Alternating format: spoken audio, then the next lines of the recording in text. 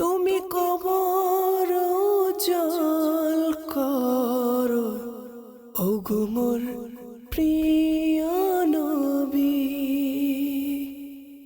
আলহামদুলিল্লাহি রাব্বিল আলামিন ওয়াসসালাতু ওয়াসসালামু আলা সাইয়্যিদিল মুরসালিন আম্মা বা'দ ফাআউযু বিল্লাহি মিনাশ শাইতানির রাজীম বিসমিল্লাহির রহমানির রহিম। আসসালাতু ওয়াসসালামু আলাইকা ইয়া রাসূলাল্লাহ ওয়া আলা আলিকা ওয়া আসহাবিকা ইয়া হাবিবাল্লাহ। আসসালাতু ওয়াসসালামু আলাইকা ইয়া নবিয়াল্লাহ ওয়া আলা আলিকা ওয়া আসহাবিকা ইয়া নূরাল্লাহ। প্রিয় ইসলামী ভাইরা, মাদানী চ্যানেলের দর্শক শ্রোতা, আপনাদেরকে আরও একবার স্বাগত জানাচ্ছি ধারাবাহিক অনুষ্ঠান কবরবাসীর ঘটনাবলী। ইনশাআল্লাহ তাআলা আজকেও আমরা কবরবাসীর ঘটনাবলী অনুষ্ঠান থেকে ইনশাআল্লাহ শিক্ষণীয় মাদানী ফুল হাসিল করার চেষ্টা করব। আল্লাহ সুবহানাহু ওয়া তাআলার সন্তুষ্টির জন্য শুরু থেকে শেষ পর্যন্ত মনোযোগ সহকারে মাদানী ফুল হাসিল করার, শ্রবণ করার সে তৌফিক আল্লাহ আমাদেরকে নসিব করুন। মন দিয়ে শ্রবণ করতে থাকি।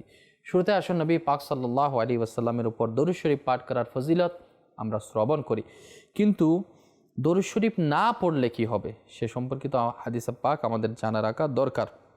তারগিব তারহিব এর মধ্যে আসছে যে নবী পাক সাল্লাল্লাহু তাআলা আলাইহি ওয়াসাল্লামের দরবারে সবচেয়ে কৃপণ ব্যক্তি কে পৃথিবীতে, এর চিহ্নিত মার্ক কিন্তু সরকার সাল্লাল্লাহু আলাইহি ওয়াসাল্লাম করে দিয়েছেন। যেমন নবী পাক সাল্লাল্লাহু আলাইহি ওয়াসাল্লাম ইরশাদ ফরমান, যে ব্যক্তির নিকট আমার আলোচনা হলো সে আমার উপর দরুদ শরীফ পাঠ করল না, সে মানুষের মধ্যে সবচেয়ে কৃপণ ব্যক্তি। আল্লাহ পাক আমাদেরকে কৃপণ ব্যক্তিদের মধ্যে নয়, বরঞ্চ আল্লাহওয়ালাদের মধ্যে, নবী পাক সাল্লাল্লাহু আলাইহি ওয়াসাল্লামের উপর দরুদ শরীফ পাঠকারীদের মধ্যে অন্তর্ভুক্ত করুন। সাল্লু আলাল হাবিব সাল্লাল্লাহু তাআলা আলা মুহাম্মদ সাল্লাল্লাহু তাআলা আলাইহি ওয়াসাল্লাম। সালাতান ওয়া সালামান আলাইকা ইয়া মাক্কি মাদানী আরবি হাশমি সাল্লাল্লাহু আলাইহি ওয়াসাল্লাম। প্রিয় ইসলামী ভাইরা, মাদানী চ্যানেলের দর্শক শ্রোতা, আমরা ইতিপূর্বে কবরের কথোপকথন সম্পর্কে শুনেছি। এরপর কবরকে একজন মৃত ব্যক্তি যখন ইন্তেকাল করে তার গোসল সম্পর্কিত, তার কবর সম্পর্কিত, তার জানাজা সম্পর্কিত এবং দাফন সম্পর্কিত কিছু মাদানী ফুল আমরা বিগত সময় আমরা শ্রবণ করেছি। আরও কিছু বিষয় আমাদের অস্পষ্ট, অনেকে সেগুলো বুঝে আসে না কিংবা বোঝার খুবই দরকার। বিষয় দুই সম্পর্কে আসলে মানুষের মধ্যে কি কাজ করে, যে এটা কি জায়েজ কিংবা জায়েজ না, সেই বিষয়ে অনেক সময় মানুষ হেজিটেশন বোধ করে বা বুঝতে পারে না আসলে সঠিক কোনটা। তো আমাদের জানা রাখা দরকার এবং সওয়াব থেকে বঞ্চিত না হয়ে সওয়াব অর্জন করে দাফন কার্যক্রমের মধ্যে অংশগ্রহণ করা আমাদের এটা একান্ত দায়িত্ব। একজন মুসলমান হিসেবে অপর মুসলমান ভাইকে কবরস্থ করার জন্য দাফন কার্যক্রমের মধ্যে আমাদেরকে শরীক হওয়া খুবই জরুরি। যেমন লাশ কিভাবে নামাতে হবে, ওই সময় কি দোয়া পাঠ করতে হবে, কিংবা অনেকে বলে 3 মুষ্টি মাটি দেওয়া, যে 3 মুষ্টির এটা দেওয়া কি, লাশ যখন কবরে দাফন করা হয় এরপর পানি ছিটানো হয় সেটা কি জায়েজ রয়েছে কিনা। এরপর আমরা যে জিয়ারত করি সে জিয়ারতের ব্যাপারে, তালকিনের ব্যাপারে তো আমরা শুনেছি। ইনশাআল্লাহ তাআলা আল্লাহ যদি চাই সেটার ব্যাপারে আলোচনা আজ না করলে হয়, যেহেতু বিগত সময় সেটা ডিটেলস আপনাদেরকে শ্রবণ করিয়েছি। তো কবরের মধ্যে পাথর বসানো, যে চিহ্নিত করা, মার্ক করা কবর, সেটা কি নিয়ম নীতি রয়েছে, আসুন আমরা মন দিয়ে শ্রবণ করতে থাকি। প্রথমে আসুন, একজন মৃত ব্যক্তির কাঠ যখন কবরের পাশে নিয়ে আসা হবে তখন তাকে কিভাবে নামাতে হবে সে সম্পর্কে আমরা শ্রবণ করি। কেবলার দিক থেকে লাশ কবরে নামাতে হবে, অর্থাৎ কেবলার দিক থেকে, যে পাশে কেবলা হবে কেবলার দিক থেকে লাশকে নামাতে হবে। ওই সময় বিসমিল্লাহি ওয়া আলা মিল্লাতি রাসূলিল্লাহ বা বিসমিল্লাহি ওয়া আলা সুন্নতি রাসূলিল্লাহ অথবা বিসমিল্লাহ ওয়া আলা ইসমে রাসূলিল্লাহ পড়তে হয়, যেটা জসবুল কুলুবের মধ্যে আসছে। মাটি দেওয়ার সময় 3 মুষ্টি মাটি আস্তে আস্তে কবরে রাখতে হয়। প্রথম মুষ্টি মাটি রাখার সময় পড়তে হয় মিনহা খলাকনাকুম। এরপর দ্বিতীয় মুষ্টি যখন দেবে তখন পড়তে হয় ওয়াফিহা নুঈদুকুম। তৃতীয়বারে ওয়ামিনহা নুখরিজুকুম তারাতান উখরা, এটা পড়তে হবে। কবর দেওয়া শেষ হলে কবরের উপর মাথা থেকে পা পর্যন্ত পানি ছিটাবেন এবং কবরের উপর বড়ই বা খেজুরের ডাল পুঁতে দিবেন এবং 4 কুল পড়বে। অনেক সময় আছে আমরা অনেকেই সে বিষয়ে আমাদের জানাও নেই, যে খেজুরের ডাল কেন, যে একবার বিগত সময় আমি আপনাদেরকে আরজ করেছি একটা কবরের মধ্যে আযাব হচ্ছিল, সরকার সাল্লাল্লাহু তাআলা আলাইহি ওয়াসাল্লাম তখন তাজা খেজুরের ঢাল ভেঙে সেখানে পুঁতে দিয়েছিল। কবরকে চিহ্নিত রাখার জন্য চারিদিকে ওয়াল কিংবা মাথার দিকে পাথরখণ্ড কিংবা পিলার গিরে দেওয়াটা কেমন? আল্লাহর ওলি হলে সেটা তো আলাদা বিষয়, সাধারণ মানুষের কবর এবং আল্লাহওয়ালাদের সেটা তফাৎ রয়েছে।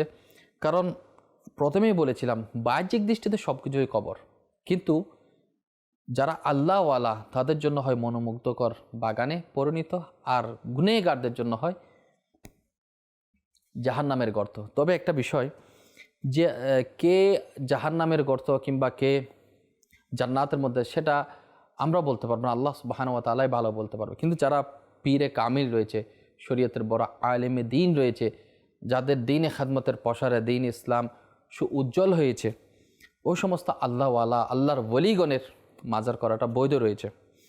আল্লাহ পাক আমাদের সবাইকে বোঝার সে তৌফিক দান করুক। কবর দেওয়া শেষ হলে সকলে মিলে জিয়ারত করবে, যেমন সূরা বাকারার প্রথম 5 আয়াত এবং শেষ 3 আয়াত পড়া সেটা উত্তম রয়েছে। কবর তালকিন করা সেটা সুন্নাত এবং বৈধ রয়েছে, উত্তম রয়েছে। সরকার সাল্লাল্লাহু আলাইহি ওয়াসাল্লামের হাদিস পাকের মধ্যে সেটা রয়েছে যে কবর তালকিন করা।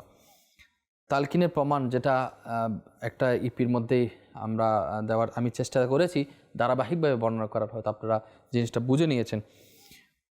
এরপর কবরের কিবলার দিক থেকে লাশ নামানোর ব্যাপারে আসুন আমরা কয়েকটা হাদিসে মোবারক আমরা শুনি, যেটা তিরমিজি মিশকাত শরীফের মধ্যে আসছে, যেটা হানিফি মাযহাব অনুসারে হযরত ইবনে আব্বাস রাদিয়াল্লাহু তাআলা আনহুমা থেকে বর্ণিত, নবী করিম রউফুর রহিম সাল্লাল্লাহু তাআলা আলাইহি ওয়াসাল্লাম এক কবর জিয়ারতে গেলেন, তার জন্য আলো জ্বালানো হলো, তিনি কিবলার দিক থেকে লাশ নামানোর নির্দেশ দিলেন।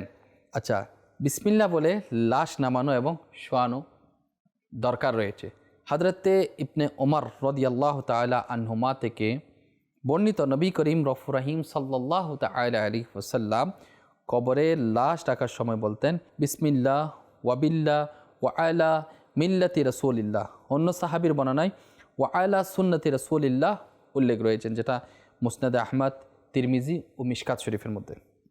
শেখ আব্দুল হক মুহাদ্দিস দেহলভী রাহমাতুল্লাহ আলাইহি জজবুল কুলুব গ্রন্থে উল্লেখ করেছেন, হুজুর পাক সাল্লাল্লাহু আলাইহি ওয়াসাল্লাম আপন চাচি ফাতেমা বিনতে আসাদ রাদিয়াল্লাহু তাআলা আনহার লাশ নামানোর সময় পড়েছিলেন বিসমিল্লাহ ওয়া আলা ইসমে রাসূলিল্লাহ, বিসমিল্লাহ ওয়া আলা ইসমে রাসূলিল্লাহ, অর্থাৎ আল্লাহর নামে শুরু করছি এবং আল্লাহর রসুলের নামে সুপুর্দ করছি।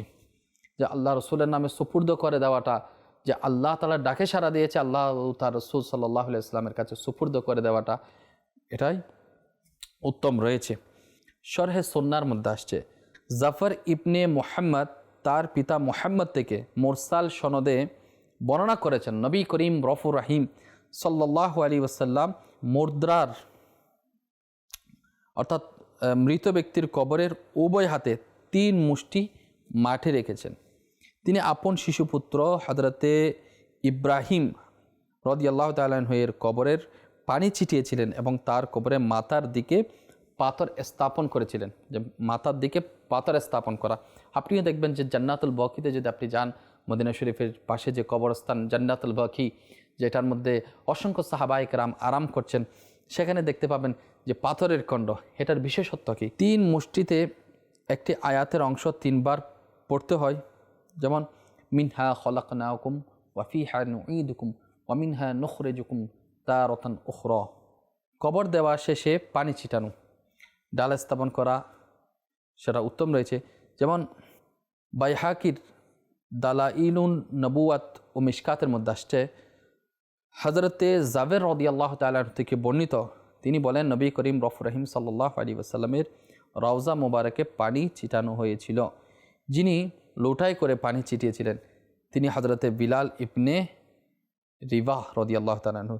তিনি মশকে পানি এনে মাথা মোবারক থেকে পা মোবারক পর্যন্ত পানি ছিটিয়েছিলেন। প্রিয় ইসলাম ভাইরা, মাদানী চ্যানেলের দর্শক শ্রোতা, এমনি অনেক সময় আমাদের অনেকের ভুল ধারণা রয়েছে যে একেবারে যখন আমরা কবরস্থানে জিয়ারত করতে যাই অহেতুকভাবে পানি ছিটানো হয়।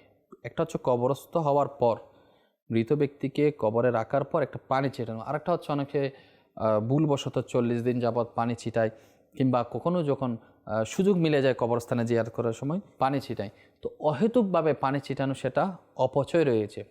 একটা হলো কবরস্থ করার পর সেটা আলাদা বিষয়, কিন্তু স্বাভাবিকভাবে যে পানি ছিটানো হয় সেটা পানির অপচয় রয়েছে।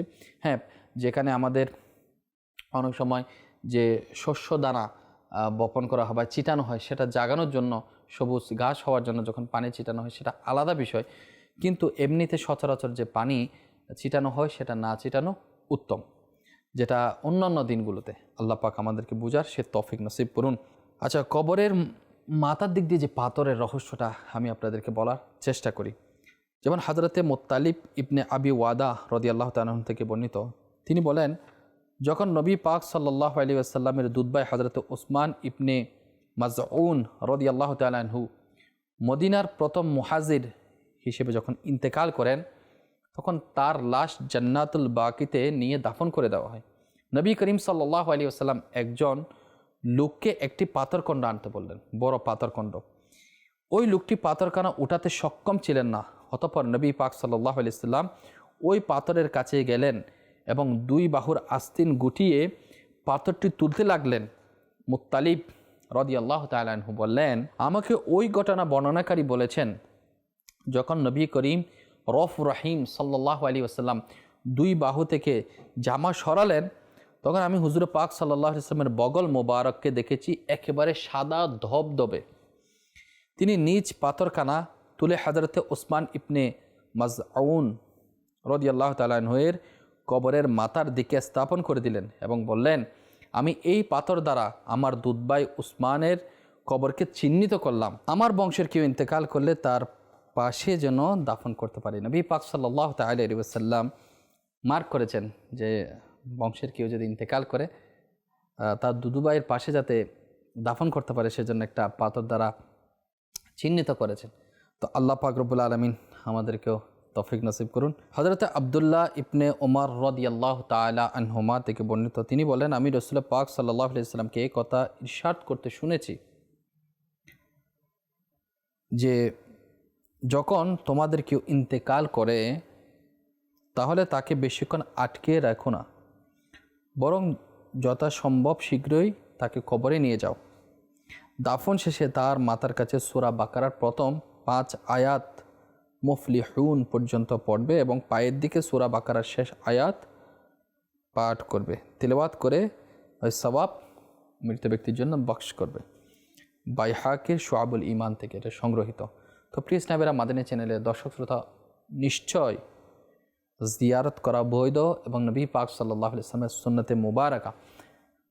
আমাদের উচিত আমাদের আপনজন মারা গেলে তাদের কবর পাশে গিয়ে আমাদের কোরআনে পাক পড়ে তাদেরকে সওয়াব বক্স করা আমাদের উচিত। হ্যাঁ, যদি কেউ দূরে আছে, যে সুযোগ হচ্ছে না জবের কারণে কিংবা ব্যবসার কারণে, তারও উচিত অন্ততপক্ষে সে কোরআনুল কারীম পাঠ করে, সূরা কিরাত পাঠ করে সেটা কবরস্থ ব্যক্তির জন্য যাতে ইসালা সওয়াব করে, সওয়াব বক্স করে। আল্লাহ পাক আমাদেরকে তৌফিক দান করে। এবং বিনা কারণে কোনো কারণবশত যারা জানাজার নামাজে দেরি করাটা না করা উচিত। যদি কোনো বিশেষ কারণে হয় তখন সেটা আলাদা বিষয়। বিশেষ কারণে নবী পাক সাল্লাল্লাহু আলাইহি ওয়াসাল্লামকে 2 দিন পর দাফন করা হয়েছিল, দাফন শরীফ হয়েছিল রাষ্ট্রীয় প্রয়োজনে। এবং যারা দূরে রয়েছে সাহাবায়ে কেরাম, ওনাদের আগমনের অপেক্ষায়। হযরত বড় পীর আব্দুল কাদের জিলানী রাহমাতুল্লাহ আলাইহির দাফন হয়েছিল 2 দিন পর। হযরত ইমাম আবু হানিফা রাহমাতুল্লাহ দাফনও বিলম্ব করেছিল বহুবার জানাজা হওয়ার কারণে, অর্থাৎ কয়েকটা জানাজা, অনেকবার জানাজা হয়েছিল। আর যদি কেউ সচরাচর ইন্তেকাল করেছেন, যত সম্ভব পারা যায় তাকে তাড়াতাড়ি কবরস্থ করাটা উচিত, দাফন করাটা। কারণ যারা আল্লাহওয়ালা তারা অপেক্ষমান থাকে আল্লাহ তাআলা দিদার করার জন্য, আরামের বিছানায় শায়িত হওয়ার জন্য। একটা জিনিস খেয়াল রাখবেন, যারা আল্লাহওয়ালা, যারা নেককার, যারা শহীদ, তাদের বডিকে, বিশেষ করে তাদের বডি অক্ষত অবস্থায় থাকে, তাদের বডি ফ্রেশ থাকে। আমাদের দৃষ্টির অগোচরে অনেক কিছু ঘটে যায় বা আমাদের দৃষ্টিপাত হয়ে যায়, বেশিক্ষণ রাখার কারণে লাশের বিভিন্ন নমুনা প্রকাশ পেয়ে যায়। তা আল্লাহ পাক সবাইকে হেফাজত করুক, আমরা জানি না, সেজন্য তাড়াতাড়ি কবরস্থ করাটা উত্তম। কিন্তু যে আল্লাহওয়ালা, যারা পরেশগার, বড় পীরের মতো ব্যক্তি, তারা 2 দিন যে অতিবাহিত হলো, দেখবেন যারা আল্লাহওয়ালা পরেশগার তারা লেট করলেও তাদের শরীর সে অবস্থায় থাকে, কোনো পরিবর্তন হয় না। মাশাআল্লাহ, তারা তো আল্লাহওয়ালা পরেজগার ব্যক্তি। তাদের কবরে যাওয়ার সাথে সাথে তাদের পাওয়ার আরও বৃদ্ধি পায়। তাদের ফয়জা বরকত নেওয়ার জন্য আশিকান রাসূলগণ তাদের মাজার শরীফ বা কবর শরীফের মধ্যে গিয়ে হাজিরি দিয়ে থাকে। তা আমাদের উচিত আমরা যত সম্ভব চেষ্টা করব যাতে কবর জিয়ারত করার জন্য, এবং কবরের পাশে নীরবে কান্না করা সেটাও বৈধ রয়েছে। এবং কারো যদি মৃত্যু হয়ে যায় তো মৃত ব্যক্তির যারা আপনজন রয়েছে তাদেরকে ধৈর্য ধারণের উপদেশ দেওয়া, সেটাও সুন্নতে রাসূল রয়েছে, নবী পাক সাল্লাল্লাহু আলাইহি ওয়াসাল্লামের সুন্নত রয়েছে। আমরা চেষ্টা করি যে সেই সুন্নতের উপর আমরা যাতে আমল করি। কারণ দাফন কার্যক্রম করে আমি চলে আসলাম, কিন্তু যে আপনজন রয়েছে মৃত ব্যক্তি তাদেরকে একটু সাহস দেওয়া, তাদেরকে একটু ধৈর্য ধারণ করার ব্যাপারে আমরা তাগাদা দেওয়া আমাদের উচিত। যেমন হযরতে উসামা ইবনে যায়েদ রাদিয়াল্লাহু তাআলা আনহু থেকে বর্ণিত, তিনি বর্ণনা করেন রাসূল পাক সাল্লাল্লাহু আলাইহি ওয়াসাল্লামের বড় কন্যা হযরতে যায়নাব রাদিয়াল্লাহু তাআলা আনহা হুজুর সাল্লাল্লাহু আলাইহি ওয়াসাল্লামের কাছে লোক পাঠালেন এ কথা বলে যে আমার শিশু পুত্র মারা যাচ্ছে, আপনি শীঘ্রই আসুন। হুজুর সাল্লাল্লাহু আলাইহি ওয়াসাল্লাম তাকে সালাম পাঠিয়ে বললেন, প্রাণ দেওয়া নেওয়া আল্লাহর ইখতিয়ার দিন, প্রত্যেকেরই নির্ধারিত সময় রয়েছে আল্লাহর কাছে, অতএব তুমি ধৈর্য ধারণ করো এবং প্রতিদানের আশা রাখো।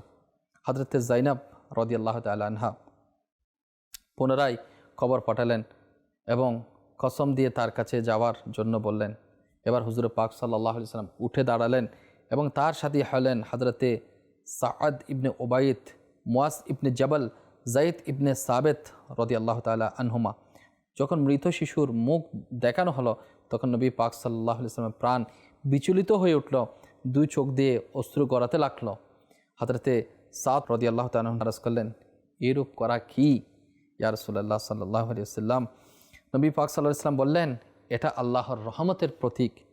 আল্লাহ পাক এই ধরনের রহমত, দয়া মায়া আল্লাহর বান্দার উপর রহমতের বর্ষণ হতে থাকে। কৃষ্ণ ভাইরা মাদানী চ্যানেলের দর্শক শ্রোতা, একটা বিষয় আমরা খেয়াল করি যে চিল্লাচিল্লি না করে চেষ্টা করা, নীরবে কান্নাকাটি করা। যেমন নবী পাক সাল্লাল্লাহু আলাইহি ওয়াসাল্লাম যে নীরবে কান্নাকাটি করেছিলেন, চোখের পানি পড়ছিল, সেটা তো আসলে অন্তর যাদের নরম থাকে তাদের স্বাভাবিকভাবে চোখের পানি গড়িয়ে পড়ে। তবে হ্যাঁ, অনেক সময় অনেকের চোখের পানি না আসলে তাকে নিয়ে হাসি ঠাট্টা করা, তিরস্কার করা যাতে না হয়। অনেক সময় অনেকে কান্নার ভান করতে থাকে, যদি বা কান্না আসছে না সে বিভিন্ন ধরনের করতে থাকে, তো চিল্লাচিল্লি না করো, স্বাভাবিক থাকা, নর্মাল থাকাটা হচ্ছে ভালো।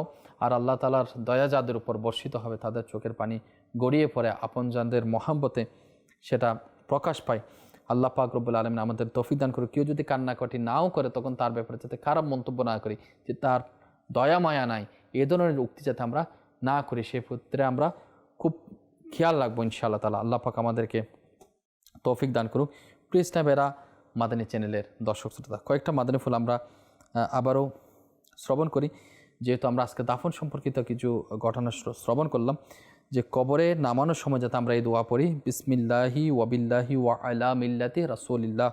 মৃত ব্যক্তিকে ডান কাত করে এমনভাবে শোয়ান যেন তার মুখ এবং বুক কিবলার দিকে হয়ে যায়, এমনভাবে শোয়ান যাতে কিবলার দিকে তার চেহারা হয়ে যায়।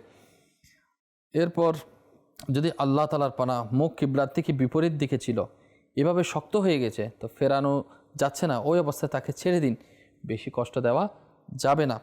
কাফনের বাঁধন খুলে দিন, কেননা এখন তার প্রয়োজন নেই, বাঁধন না করলে কোনো অসুবিধা নেই। তবে যেখানে কাফনের বাঁধন খোলার পর সতর খুলে যাওয়া কিংবা মহিলার বেপর্দা হয়ে যাওয়ার সম্ভাবনা থাকে, সেক্ষেত্রে খোলার অনুমতি নেই। যদি মৃতের চেহারা দেখার জন্য কিবলামুখী হয়েছে কিনা মহিলার চেহারা দেখার জন্য প্রয়োজন হয়, তবে এই বিষয়ে সতর্ক থাকা প্রয়োজন যে না মুহরিম ব্যক্তির যাতে দৃষ্টি সেই দিকে না পড়ে। এবং কাফন বাঁধান খোলার সময় দোয়া পাঠ করুন, আল্লাহ পাক রব্বুল আলামিন আমাদেরকে আমল করার তৌফিক দান করুন। আচ্ছা, অনেক সময় যতটুকু মাটি উপর থেকে আমরা কবর খনন করতে গিয়ে যতটুকু মাটি উঠিয়েছি এর চেয়ে বেশি মাটি দেওয়াটা মাকরুহ রয়েছে। এরপর হাতে যে মাটি লেগেছে তা জেরে ফেলুন কিংবা ধুয়ে ফেলতে পারবেন। এবং আরেকটা জিনিস যে আমি আপনাকে বললাম যে মুষ্টি করে জানাজার উপস্থিত সকলের জন্য মুস্তাহাব হলো মাথার দিক থেকে উভয় হাতে, যে মুষ্টি করে কিংবা উভয় হাতে জানাজার উপস্থিত সকলের জন্য মুস্তাহাব হলো মাথার দিক থেকে উভয় হাতে 3 বার করে মাটি দেওয়া। আল্লাহ পাক রব্বুল আলামিন আমাদের নিকটস্থ যদি কেউ কোনো মুসলমান ভাই যদি ইন্তেকাল করে, তার কবরে আমরা যাতে দাফন কার্যক্রমে অংশগ্রহণ করতে পারি, সে সওয়াব প্রতিদান আমরা যাতে হাসিল করতে পারি, আল্লাহ পাক আমাদেরকে তৌফিক দান করুক। যেভাবে আমরা যখন একটা জিনিস খেয়াল রাখবেন, যখন আমি কাউকে দাফন করতে যাচ্ছি তখন খেয়াল করব যে আজকে যে ব্যক্তিকে আমি দাফন করছি ওই স্থানে যদি আমি হতাম আমার অবস্থা কী হতো। যদি বা আজকে আমাকে দাফন করা হচ্ছে না, কিন্তু অচিরেই আমাকে আপনাকে দাফন করা হবে। সেজন্য দুনিয়াতে আল্লাহ তাআলার নাফরমানি ছেড়ে দিই, সালাত যত সময় আদায় করি, সালাত কায়েম করি, জাকাত যত সময় প্রদান করি, আল্লাহ তাআলা তৌফিক দিলে হজ করি, এবং ঈমানকে মজবুতের সাথে রেখে যতটুকু পারি ঈমান এর মধ্যে থেকে আমল করার জন্য চেষ্টা করি ইখলাসের সাথে। তো ইনশাআল্লাহ আল্লাহ পাক আমাদেরকে কামিয়াবি নসিব করবে। আশিকানে রাসূলদের সাথে মাদানী কাফেলায় সফর করুন, মাদানী চ্যানেল দেখতে থাকুন, ইনশাআল্লাহ বরকত আর বরকত আমাদের নসিব হবে উভয় জগতে। আল্লাহ পাক আমাদেরকে নসিব করুন। সল্লু আলাল হাবিব সাল্লাল্লাহু আলাইহি ওয়াসাল্লাম। আমিন বিজাহিন আমিন আমিন সাল্লাল্লাহু তাআলা আলাইহি ওয়াসাল্লাম। তুমি কবর জল করো ওগো মোর প্রিয়